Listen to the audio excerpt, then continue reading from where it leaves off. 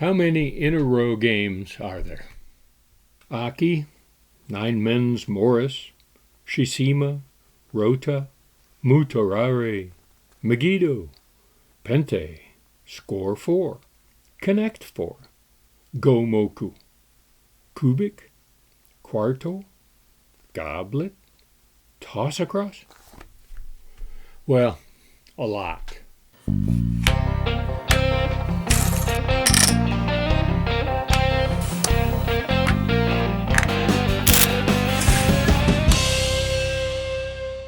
It's hard to come up with something new in this category, but Alexander Randolph did it back in the 1970s. Of course, games that are played with 3 in a row as an objective can be traced all the way back to ancient Egypt. The 9-hole game pattern has been found all around the world. The oldest known example of that would be on the roofing slabs from the Kurna temple in Egypt that date back to about 1300 BC. The Romans played a little 9-hole game, which they called temi lapili, which means 3 pebbles. And eventually 9 holes were just not enough, so they expanded that playing field from 9 to 25 to beyond that yet.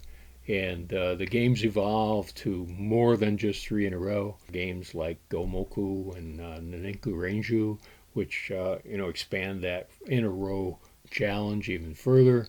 And then along came Nine Men's Morris and mill games in which the 3 in a row was simply a means to an end and not the goal of the game. And so back in the 60s and 70s, Alexander Randolph spent a lot of time on these little alignment games and 3 in a row games. And he came up with quite a few different ideas. This is one of them, Linop. Now, aside from just being a colorful little board here, Linop just kind of looks like another game in the category. But it's a little trickier than you might think at first glance. The first distinction with Linop is that there's 4 different colors of pegs here. So it's not just noughts and crosses, but noughts and crosses and stars and squares maybe. The goal is still 3 in a row, but here's what's interesting about it. That 3 in a row can have gaps or even intermediate pieces of different colors. Now look closely at this board, and you can see that we have here 3 red ones in a row. There's 3 in a row, there's a winner. We also have 3 yellows in a row. Intermediate gaps. And finally, I could place a blue one over here, and we've got 3 blues in a row. And there's a winning combination as well. So there's a lot of things to watch out for, a lot of blocking and a lot of setting up for future moves and so on to form those patterns. Now, Mr. Randolph invented this game around 1970.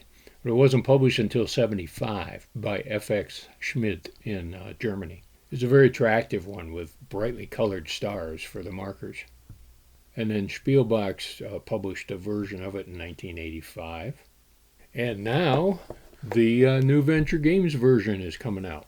And we definitely invite you to check out the links below so that you can see how you can get a copy for yourself. And we think you'll really enjoy this game. It's a fun one for the kids and the family game night and for traveling. And of course it packs very nicely in our little travel pouch here so you can take it with you. So we're very honored to be able to add this to our Alexander Randolph collection and hope you'll take an opportunity to check it out. And so whether you play Linop or some other Alexander Randolph game, be sure to play every day.